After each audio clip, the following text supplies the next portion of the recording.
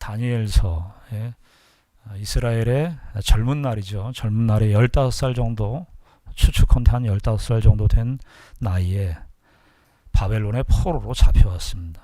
여러분 그런 경험 해보신 적 있어요? 없으셨죠? 우리가 어디에 포로로 잡혀갔다. 젊은 날에. 근데 다니엘은 그의 나이에 젊은 날에 자신이 계획하고 있었던 일들이 있었을 텐데 바벨론의 포로로 잡혀와서 느부갓네살의 통치하에 살고 이제 우리가 5장에 보면 벨사살 왕의 통치 아래에서 살고 있습니다. 그런데 우리가 5장의 첫 시작이 뭐였습니까? 5장에 이 벨사살 왕이 큰 잔치를 베풀었다라고 기록하고 있어요. 5장이 잔치를 배경으로부터 시작이 됩니다. 얼마나 큰 잔치였냐? 우리가 저지난주에도 확인을 했습니다만 1000명씩이나 모여서 잔치를 베풀었다. 그러니까 왕의 주변의 측근들, 신하들, 귀족들, 성경에 보니까 후궁들까지도 참 그 시절에 태어나신 분들이 자유가 없어요. 최고의 그 권력자의 그 잔치에 다 와서 그 잔치에 참여해야 되는 그 당시의 제국의 실상을 보여주고 있습니다. 에스더서 같은 데 보면은 이 이제 바벨론 제국 이후에 페르시아 제국이 등장하는데 그 페르시아 제국이 그 잔치를 베푸는데요. 180일 동안을 잔치를 베풀었다 그럽니다. 우리도 옛날에 부자들이 잔치를 베풀면 일주일간 잔치를 하고 그랬는데요. 180일 동안 잔치를 베풀었어. 그 잔치를 베풀었다는 것은 잔치를 그렇게 길게 또 많은 사람들한테 베풀었다라는 것이 아니라 제국의 그 위용을 드러내는 거죠. 우리가 얼마나 이 제국이 큰 제국인가 하는 것을 드러내기 위한 그런 잔치였습니다. 그런데 벨사살 왕의 이 잔치는 그냥 일반의 제국의 잔치와는 성격이 아주 사뭇 달랐다고 말씀드렸습니다. 이 잔치가 어떤 의미에서 다른 제국의 잔치와 틀렸냐 하면은 예루살렘 성전, 하나님의 언약 백성인 하나님께서 그들의 백성들과 함께 교제를 나누는 하나님과 그의 이스라엘 백성들이 만나는 공간, 천상 하늘에 계신 그 하나님께서 땅에 있는 인간들을 만나주시는 유일한 공간이 있었는데 그것이 뭐냐 하면 성전이었습니다. 성전. 그런데 이 느부갓네살 왕이, 바벨론 왕이 이스라엘을 침략을 하면서 느부갓네살 왕이 예루살렘 성전에 있는 그 잔들이 있거든요. 그것 하나님 앞에 드리는 거룩한 잔들인데, 제사 드릴 때 쓰이던 잔들인데 그 기물들을 다 가져다가 느부갓네살 왕은 적어도 그 기물을 가져다가 그냥 창고에 그냥 모셔다 뒀는데, 이 손주격에 손자격에 해당하는 이 벨사살 왕은요, 잔치를 했는데 예루살렘 성전에 있는 그 하나님 앞에 드리는 거룩한 용도로 쓰임 받는 그 잔을 가져다가 거기에다가 술을 따라서 귀족들과 함께, 왕후들과 함께 잔치를 베풀었어.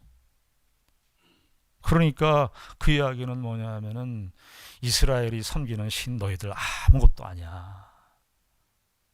그러면서 자신들이 믿고 섬기는 그 금, 우리가 오늘 길게 읽었습니다만 금, 은, 쇠, 이 철로 만든, 나무로 만든 그런 신들을 다 거기다 모셔놓고 그 여호와의 성전에 있었던 그 잔을 가져다가 술을 마시면서 하나님을, 사실은 그 잔을 가지고 술을 마셨다라고 하는 것은 하나님을 아주 정면으로, 하나님을 정면으로 짓밟고 모욕하고 무시하고 멸시하는 것입니다. 여러분, 이 벨사살 왕의 이 제국의 성전의, 이 예루살렘 성전의 잔을 무시하는 것은요, 벨사살 왕만의 특징이 아닙니다. 모든 인류들이 하나님 위에 있어요. 하나님 위에. 아담의 타락 이후로 사람들은요 다 하나님 위에 있습니다. 예. 로마서 1장에 보면은 바울 사도께서 인류의 죄악들을 쭉 얘기를 하는데 뭐라고 그러냐 하면은 그 마음속에 하나님 두기를 싫어했다. 하나님 두기를 싫어했다. 이건 아주 온건한 표현이고 하나님을 멸시, 하나님을 무시. 우리가 언제 하나님을 무시했어요? 이렇게 말할 수 있지만 우리의 생각과 우리의 삶의 모든 그 의식이나 사람들이 살아가는 그런 모든 생활의 전반의 문화적인 흐름 속에서 하나님을 인정하지 않는, 성경에서는 어리석은 사람을 뭐라고 그럽니까? 우리는 어리석은 사람을 똑똑하지 못하고 공부 못하고 지식이 없는 사람을 어리석은 사람이라고 세상은 말하는데 성경에서는요 그걸 어리석다고 그러질 않아요. 성경에는 무엇을 어리석다고 평가하느냐 하면 하나님이 없다. 하나님이 없다고 생각하는 사람이 어리석다. 역설적으로 얘기하면요, 이 세상에서 공부를 하나도 못 배웠어. 한글도 몰라요. 정말 아무 지식적인 교육과 혜택을 받지를 못했어도 하나님을 알면 뭐라고 그러는 거예요? 지혜로운 자라, 지혜로운 자라. 이 벨사살 왕은 그 당시 때 바벨론 제국에 여러분 한번 지도를 한번 보세요. 그 인도에서부터요, 인도 북부에서부터 아프리카 북부까지 중동뿐만 아니라 거기를 다 장악하고 있었던 나라였다니까요. 그러니까는 이 벨사살 왕이 하나님 알기를 우습게 알고 하나님이 살아계신 줄 모르고, 그런데 그렇게 하나님을 무시하는 잔치를 베풀고 잔치의 여흥이 아주 극도로 최고조로 올라가고 있는 그 상황에 전혀 예상치 않은 사건이 일어난 겁니다. 왕이 가장 잘 보이는 그 담벼락에 말이죠, 다다다다다닥 하면서 손가락이 나타나서 벽에 글씨를 다다다다닥 쓰는 거예요. 왕이 술이 취했는데 술이 확 깹니다. 여러분 5장 6절에 보십시오. 5장 6절에 보면은 이게 5장 5절 6절에 보면 그때의 사람의 손가락들이 나타나서, 그때라고 하는 것이 뭐예요? 우상을 갖다가 데려다 놓고 여호와의 성전의 잔을 아주 우습게 여기던 그때 그러면서 그 잔치의 여흥이 이렇게 분위기가 최고조로 올라가서 우리 제국의 위용을 자랑하고 바벨론 제국의 이 풍성함을 서로 누리고 확인하는 그 시점에 여러분, 사람들이 하나님 무서운 줄 몰라요. 우리 인생도 그래요. 우리 인생이 내 생각대로 내 계획대로 다 잘 되는 것 같아요. 그때 조심해야 되는데, 내 모든 것들이, 내 상황이, 내가 살아가는 그런 모든 형편의 개인적인 조건과 형편들이 내 마음대로 다 돌아갈 때, 그때 조심해야 되는데, 여기 5절에 그때의 사람의 손가락들이 나타나서 왕궁 촛대 맞은편 석회벽에 글자를 쓰는데, 왕이 그 글자 쓰는 손가락을 봤어요. 왕의 시야에 가장 잘 드러나는 그 지점에다가 하나님께서 톡톡톡 쓰신 거예요. 근데 6절에 보니까 어떻게 되어 있습니까? 이에 왕의 즐기던 얼굴빛이 변하고 그 생각이 번민하여 넓적다리 마디가 녹는 듯하고, 이게 성경에 이런 표현들이 별로 없는데, 넓적다리 마디가 녹는 듯 했다는 거예요. 다리가 하체 중심이 흔들렸다는 거예요. 술이고 뭐고 잔치고 뭐고 분위기가 확. 아니, 그동안에 바벨론 제국이 군사력도 강하고 경제력도 강하고 모든 나라들을 다 다스리고 했었던 그들의 바벨론 술사들도 지식적으로는 얼마나 그 바벨론의 첨단의 지식적인 체계를 가지고 있었던 나라였습니다. 근데 그들이 가진 지식, 그들이 가진 문화, 그들이 가진 경제력, 그들이 가진 국방력이 아무 소용이 없어요.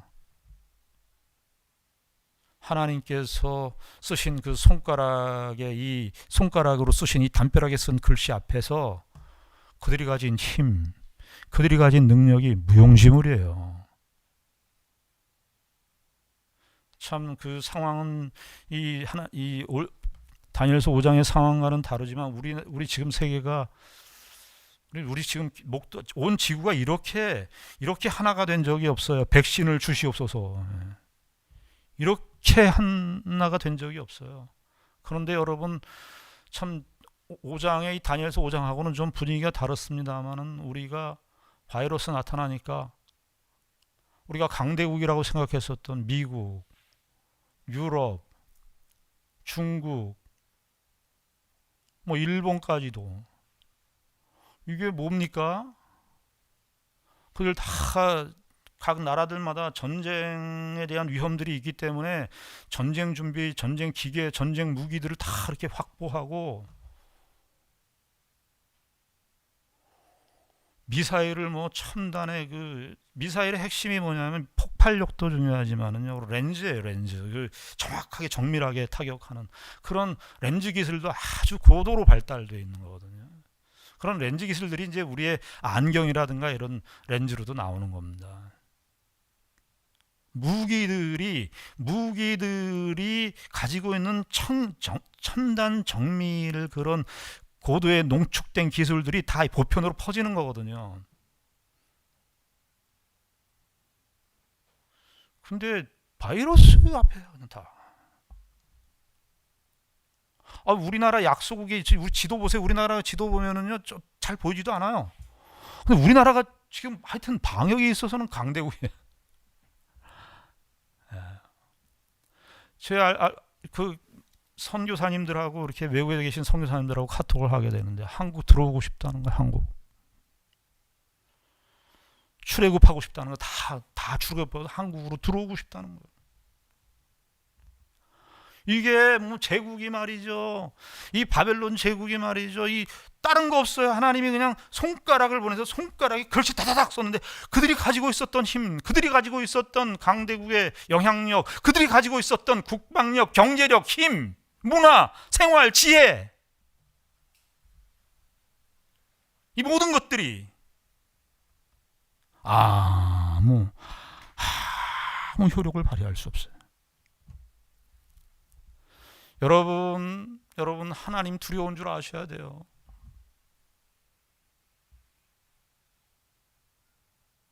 하나님이 안 보이시니까 내가 내 주먹을 믿지 하나님을 믿냐 막 그렇게 말씀하시는 분들도 계시는데 여러분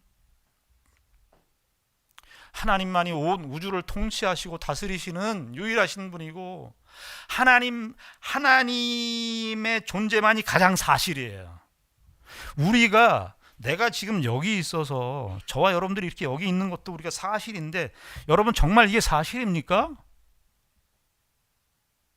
사실이라고 하는 것은 진실이라고 하는 것은 영원해야 됩니다. 죄송하지만 저와 여러분들이 앞으로 향후 100년 지나면 길게 잡아서 100년 지나면 여기 남아 있을 사람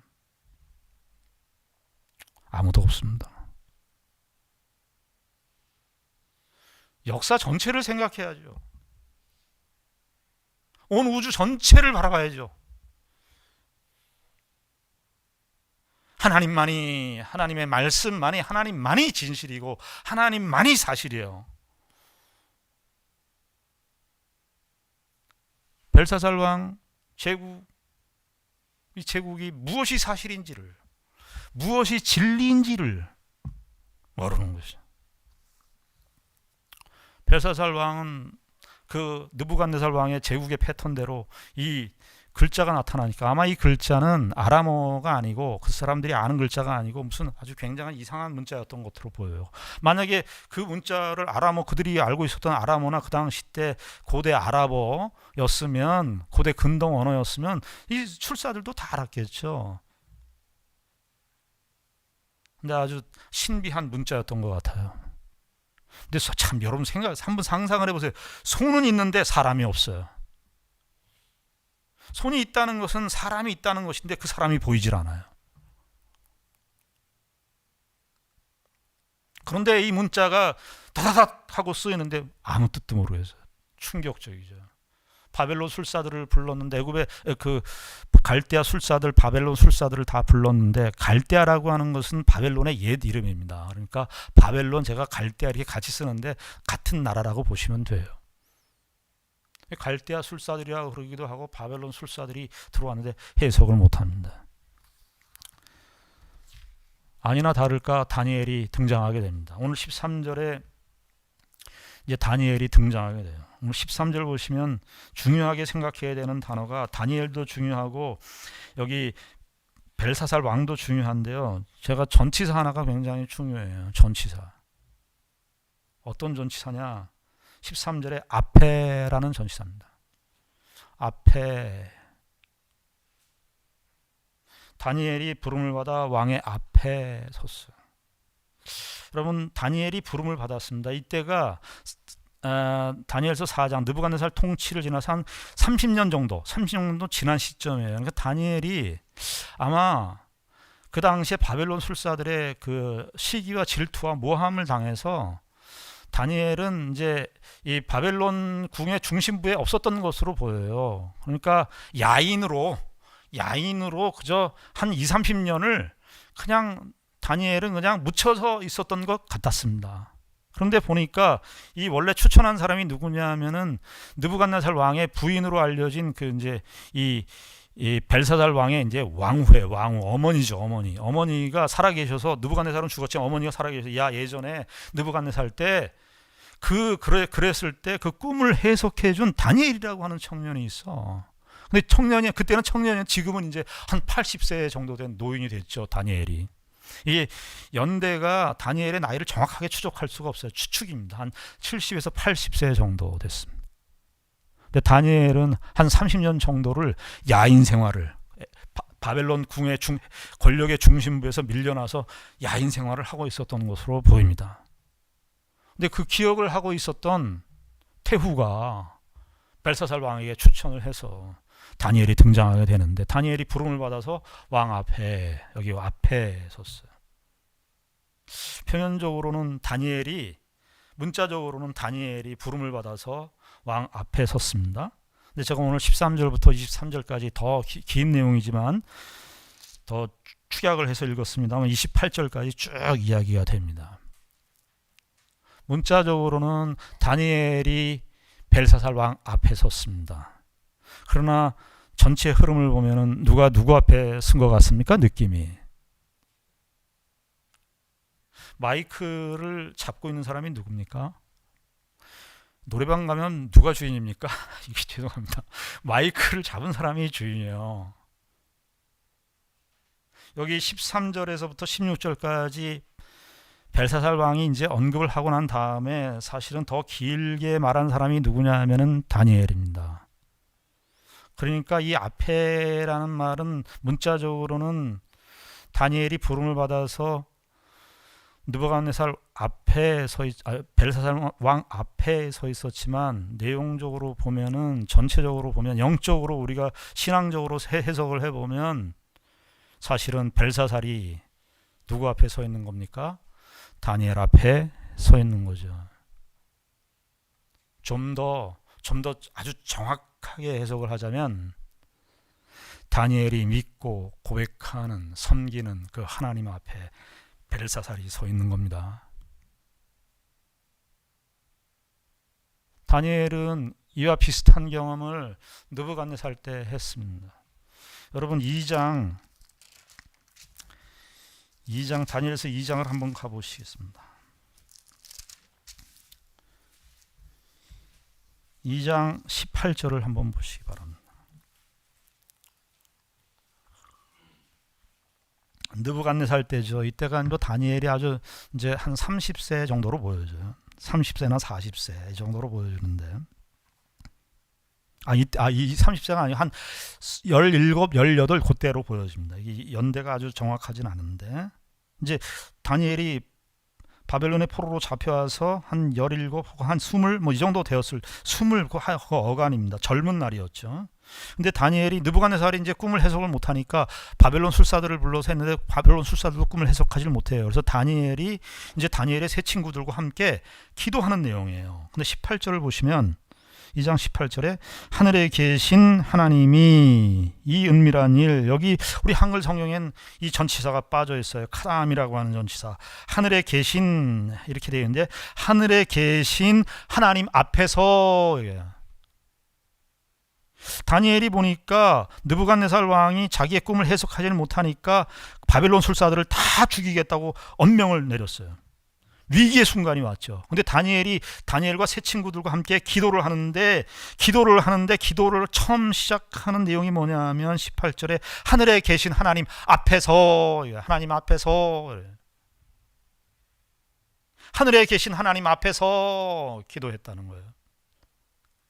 그래서 하나님 앞에서 이 위기의 순간에, 위기의 상황 앞에서 다니엘과 다니엘의 세 친구들이 하나님 앞에서 기도했어요. 기도는 사실은 뭡니까?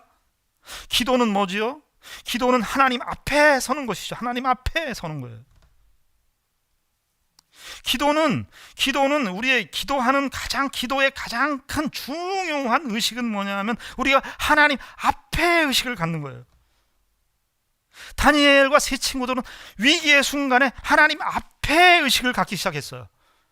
그리고 그 기도가 끝나자 24절에 보십시오. 24절 말씀 같이 읽습니다. 24절 시작. 이에 다니엘은 왕이 바벨론 지혜자들을 죽이라 명령한 아리옥에게로 가서 그에게 이같이 이르되 바벨론 지혜자들을 죽이지 말고 나를 왕의 앞으로 인도하라. 그리하면 내가 그 해석을 왕께 알려드리리라 하니. 그러니까 하나님 앞에 다니엘과 세 친구들이 기도하고 하나님 앞에 선 다니엘이 24절에는 어떻게 하는 거예요? 하나님 앞에 선 다니엘이 누구 앞에 서게 해달라는 거예요? 느부갓네살 왕 앞에 나를 세워주십시오. 나를 왕의 앞으로 인도하라. 다니엘은 그러면 느부갓네살 앞에 선 다니엘은 지금 어떤 다니엘입니까? 느부갓네살 왕 앞에 섰지만 다니엘은 누구를 먼저 더 앞에 세우고 있는 거예요? 하나님 앞에 선 다니엘이 누구 앞에 선 겁니까? 느부갓네살 왕 앞에 선 것입니다. 하나님 앞에 선 다니엘이 느부갓네살 왕 앞에 선 거예요. 마찬가지로 4장에서도요, 5장에서도 우리가 13절에 다니엘이 벨사살 왕 앞에 섰지만 우리가 어떻게 읽어야 됩니까? 다니엘은 하나님 앞에 선 다니엘로 벨사살 왕 앞에 선 것입니다. 여러분, 신자들이 우리가 힘들고 어려운 것이 무엇이죠? 신자들이 가장 큰 시험이 뭐죠? 우린 늘 세상 앞에 살아요. 우리의 눈에 보이는 그 현실 앞에 살아요. 그 현실과 그 세상이 나를 사로잡아. 그리고 그 세상이 무서워. 세상이 점점 두려워요. 왜냐하면 세상 앞에 있는 현실이 너무나 무섭고 세상에 있는 현실이 더 내 눈앞에 더 들어오는 현실로 작동하기 때문에 하나님 앞에 선 모습으로 세상 앞에 서야 되는데 하나님 앞에 선 의식이 없으니까 세상이 자꾸 커 보이고 세상이 자꾸 두려워 보이고 세상 앞에 쩔쩔매는 것이죠. 여러분, 하나님 앞에 서지 않으면 세상은 점점 커 보일 것입니다. 벨사살 왕의 제국, 느부갓네살 왕의 그 통치, 그 제국과 그 느부갓네살 왕의 권세, 벨사살 왕의 권세가 큰 태산처럼 우뚝 서 있을 것입니다. 우리가 가진 눈으로만 보면. 바벨론 제국 앞에 하나님이 있는 것입니까? 하나님 앞에 바벨론 제국이 있는 것입니까? 다니엘 앞에 선 바벨론 제국이죠. 바벨론 제국 앞에 선 다니엘이 아니라 예수를 믿는 신자들은 이 세상의 하늘과 땅의 모든 권세를 가지신 예수 그리스도를 믿는 사람들이에요. 우리가 마태복음 28장에 뭐라고 되어 있어요? 하늘과 땅의 모든 권세를 내게 주셨으니 너는 가서, 예수 그리스도의 모든 권세가 누구의 권세라는 거예요? 우리의 권세라는 거예요. 이 권세를 가지고 우리 세상 앞에 서 있는 거라고요. 우리는.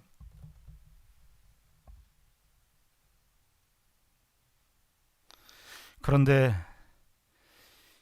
이것이 자꾸 커 보여요.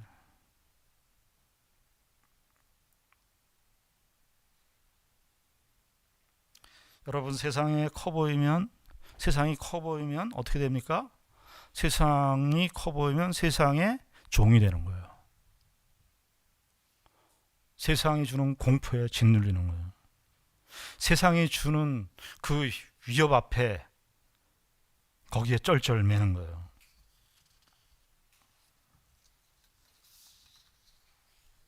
세상이 다라고 생각하고 세상이 모든 곳에 모든 것이라고 생각하는,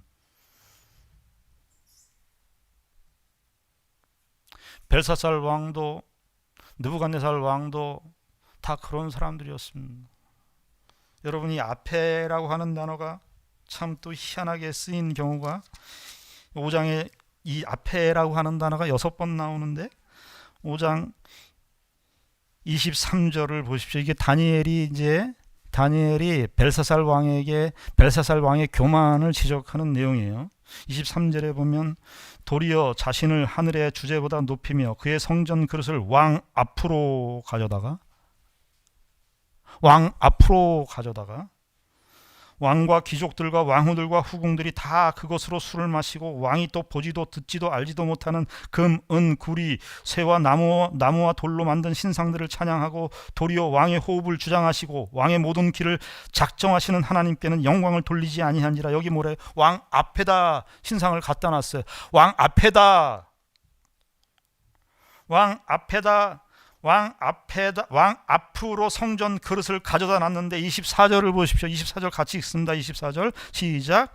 이러므로 그의 앞에서 이 손가락이 나와 이 글을 기록하였나이다. 이러므로 네가 왕 앞에 성전 그릇을 네가 왕 앞에다 가져놨더니 24절에 어떻게? 이러므로 그의 앞에서 이 손가락이 나와서 이 글을 기록하였나이다. 여러분, 우리가 누구 앞에 서 있는 사람들입니까? 여러분, 기도는 하나님 앞에 서 있는 것이죠. 예배는 무엇이죠? 예배는 한마디로 얘기하면 무엇입니까? 예배는 하나님 앞에 서 있는 거예요. 하나님 앞에 우리가 서 있는 거예요. 그런데 기도할 때만, 예배할 때만 하나님 앞입니까? 성도들의 인생에 있어서, 성도들의 삶에 있어서, 크고 작은 일에 있어서, 어떤 영역, 어떤 조건, 어떤 아주 비밀한 일까지도, 어떤 모든 영역에 있어서, 아주 조그만 일에 있어서, 아주 조그만 큰 일에, 우리의 큰 일에 있어서 이르기까지 우리가 사는 모든 영역은 하나님의 앞에라고 하는 의식을 벗어날 수가 없어요.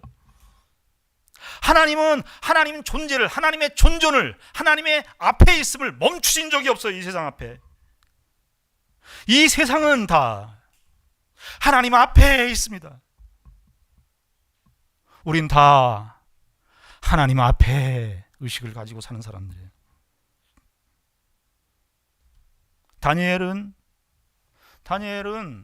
다니엘은요 포로로 잡혀왔죠.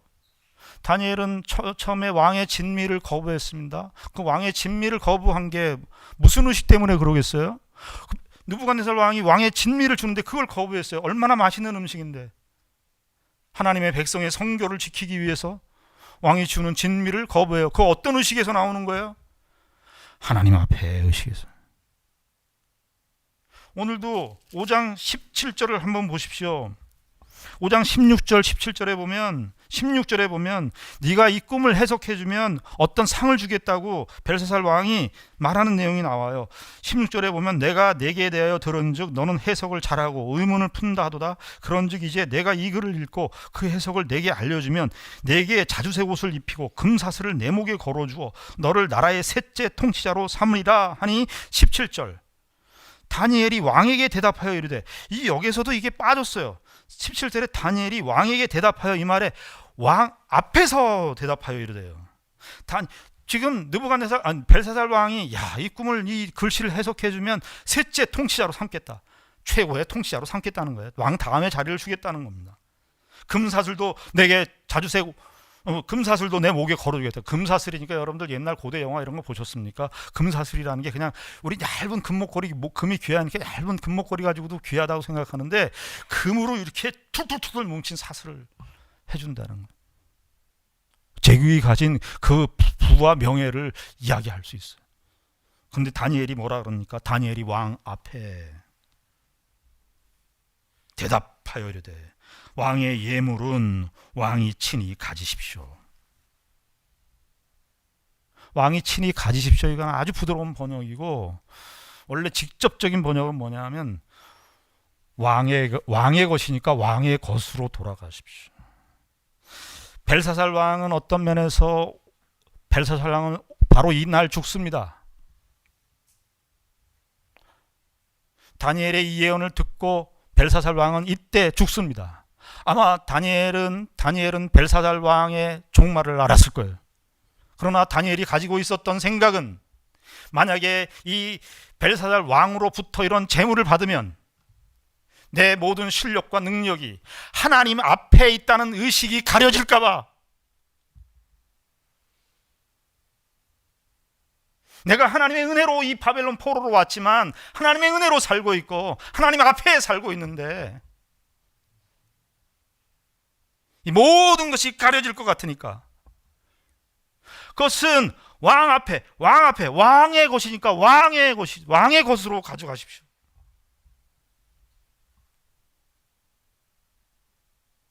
여러분, 예수를 믿는 신자들이요, 오늘 그리스도인들의 가장 큰 영적인 부분에 있어서 가장 큰 약점이 뭐냐면, 영적인 기상이 너무 약해요. 영적인 패기라 그러나요? 다니엘이 이때가요, 다니엘이 그 사장의 느부갓네살 왕을 이렇게 만날 때는요, 다니엘이 좀 부드러웠어요. 아마 다니엘이 느부갓네살 왕에게 임하는 어떤 하나님의 역사를 좀 본 것 같아요. 그러니까 다니엘이 느부갓네살 왕한테는 이렇게 목회적인 차원에서 정말 합니다. 그래서 그 다니엘이 그 꿈을 해석해 줄 때도 번민을 했어요. 이게 느부갓네살 왕이 이 꿈을 해석해 주면 분명히 느부갓네살 왕이 고통당하는 일인데, 그러면서 다니엘이 그 사장에 보면은, 그 4장 19절에 보면 이렇게 돼 있어요. 내 주여, 그 꿈은 왕을 미워하는 자에게 응하며 그 해석은 왕의 대적에게 응하기를 원합니다. 이렇게 아주 정말 이 꿈이 정말 느부갓네살 왕에게는 이루어지지 않겠습니다.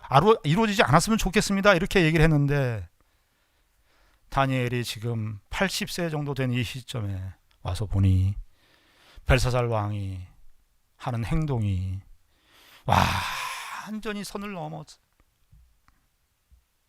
오히려 어떤 면에서 다니엘은 아마 한 20-30년 동안 바벨론 궁에서 쫓겨나서 야인 생활을 하고 있었던 그 시점이지만, 다니엘은 바벨론의 포로로 잡혀왔던 느부갓네살 왕 앞에 있었던, 벨사살 왕의 앞에 있었던, 혹은 쫓겨나서 한 20-30년 동안 야인 생활을 했었던 간에 그가 가진 형편과 조건과 아무 상관없이 그는 하나님 앞에서 사는 거예요.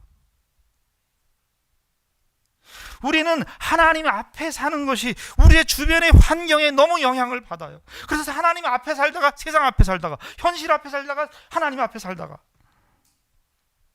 막상 하나님의 백성으로서의 그 능력을 드러내야 될 시점에는 능력을 드러내지 못하고 꼬리를 내리죠. 꼬리를 내립니다. 다니엘이 얼마나 이때는요 추상 같은지 모릅니다. 다니엘이 어떤 이 1장서부터 이렇게 정확하게 다니엘의 신앙의 성숙도를 우리가 평가할 수 없겠습니다만은 5장과 이제 6장에도 나오지만 5장에 나오는 다니엘의 모습을 보면서 아주 이 바벨론에 와갖고 오히려 더 든든해진, 탄탄해진, 영적으로, 신앙적으로 나이는 먹었지만 바벨론 제국을 바라보면서 제국에 오면서 오히려 제국이 가진 힘에 눌려가지고 어쩔 줄 몰라하고 겁내고 두려워하는 다니엘이 아니고 오히려 그가 가진 삶의 조건과 풍파 속에서 바벨론 제국의 그 위협 앞에서 하나님 앞에라고 하는 그 영적인 의식이 더 단단해지는 다니엘의 기상을, 다니엘의 모습을 우리가 확인하게 되는 것입니다. 다니엘이 뭐라 그러죠? 아주 22절에 보십시오. 22절에 앞에 느부갓네살 왕의 그 지적을 하면서 당신 아버지가 이렇게 했는데, 그러면서 22절에 이렇게 얘기해요. 벨사살이요, 왕은 그의 아들이 되어서 이것을 다 알고도 아직도 마음을 낮추지 아니하고, 다 알면서, 신앙생활이 말이죠, 다 알면서 안 돼. 알면서 다 아는데, 다 아는데, 다 알면서도 우리는 또 그 길로 가요. 마음을 낮추지 아니하고. 사람이 더 센 것 같아요. 온갖 시절과 이런 어려움들을 다 보면서도요, 사람의 마음을 낮추는 일이 이렇게 어려운 거예요. 여러분, 저와 여러분들이 벨사살 왕, 다니엘, 벨사살 왕, 느부갓네살 왕, 그리고 다니엘이 있습니다. 다니엘과 왕들의, 제국의 왕들의 차이는 무엇입니까? 가장 근본적 차이는 벨사살 왕, 느부갓네살 왕은 하나님 앞에라는 의식이 없는 것이고, 다니엘은 크게 얘기하면 하나님 앞에라는 의식이 있는 것이고. 여러분, 저와 여러분들은 어떻습니까? 매일매일의 삶이 하나님 앞에 의식을 하고 사십니까? 하나님의 존존이라는 의식을 알고 사십니까? 창세기 39장에 보면 요셉이 보디발 장군의 아내에게 유혹을 받았을 때 요셉이 뭐라고 그럽니까? 내가 이 여호와 앞에 득죄를 하리이까. 아무도 없었어요. 비밀스러운 공간. 정말 아무도 없었고, 보디발 장군도 없었고, 보디발 장군의 사병들도 없었고요. 보디발 장군의 아내와 요셉과 단둘이 딱 있었어요. 그런데 요셉은 어떻게 생각하고 있는 거예요? 하나님 앞에 의식을 갖고 있는 거예요. 요셉은 감옥에 갇혔습니다. 감옥에 있었어도 요셉은 어떻게 해요? 그 감옥에 가장 인생의 밑자락이 가는, 인생의 바닥 중에 바닥이 가는 그 감옥에서, 거기서도 하나님 앞에라는 의식을 갖고 있었어요. 그러니까 신자는요, 우리가 가진 현재적 형편이 중요한 게 아니에요. 우리의 과거적 신분이 중요한 게 아니에요. 문제는 우리가 하나님 앞에 있느냐 하는 거예요. 우리가 하나님 앞에 사느냐 하는 거예요. 저와 여러분들이 벨사장 앞에 선 다니엘, 우리가 이 말로만, 글로만 이렇게 돼 있어서 그 정황을 다 파악할 수 없습니다만, 다니엘이 나이가 더 많았고 아마 벨사살 왕은 20-30년 어렸던 것으로 보여요. 젊은 왕이었을 텐데 다니엘이 다 늙고, 그런데 다니엘이 말 한마디 한마디 하는 그 표현과 어조와 일단 다니엘에게서 풍기는 그 풍모, 여기 다니엘을 향하여 그 벨사살 왕의 그 어머니인 그 어머니가 다니엘을 소개해 주면서 거룩한 신들의 영이 있는 사람, 거룩한 신들의 영이 있는 사람.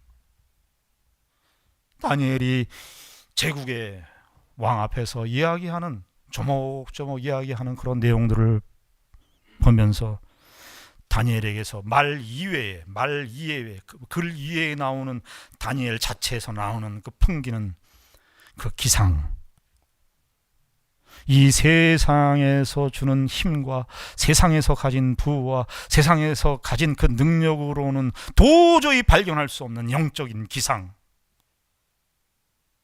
하나님으로부터 오는 담대함, 거기에 압도를 당했을 것입니다. 저와 여러분들이 물을 건 이거예요. 우리가 하나님 앞에 사는 것이냐. 신자들은 더더욱 우리는 이 세상에서 하나님 앞에 살아야 될 뿐만 아니라 우린 또 죽으면 누구 앞에 섭니까? 하나님 앞에 섭니다. 우린 그러니까 신자는 하나님 앞에로 얘기하면 하나님 앞에서 태어나고 하나님 앞에서 살다가 하나님 앞으로 갈 것입니다. 하나님 앞에 사시는 저와 여러분들이 되기를 바랍니다. 기도하겠습니다. 하나님 아버지 은혜를 감사합니다. 세상은 옛날이나 지금이나 세상이 가진 권세 앞에 서라고 우리를 유혹하고 우리를 겁을 주고 공포를 줍니다. 그러나 우리는 하나님 앞에 사는 자들입니다. 하나님이 우리의 생사 화복을 주장하시는 분입니다. 하나님이 가라 하시면 가고 하나님이 멈추라 하시면 멈추는 것이 우리의 인생입니다. 하나님 앞에 사는 것이 우리의 신자의 가장 큰 자랑이고 복이고 모든 것입니다. 하나님 앞에 서는 그날까지 하나님 앞에 살게 하여 주시옵소서. 예수님 이름으로 기도드리옵나이다. 아멘.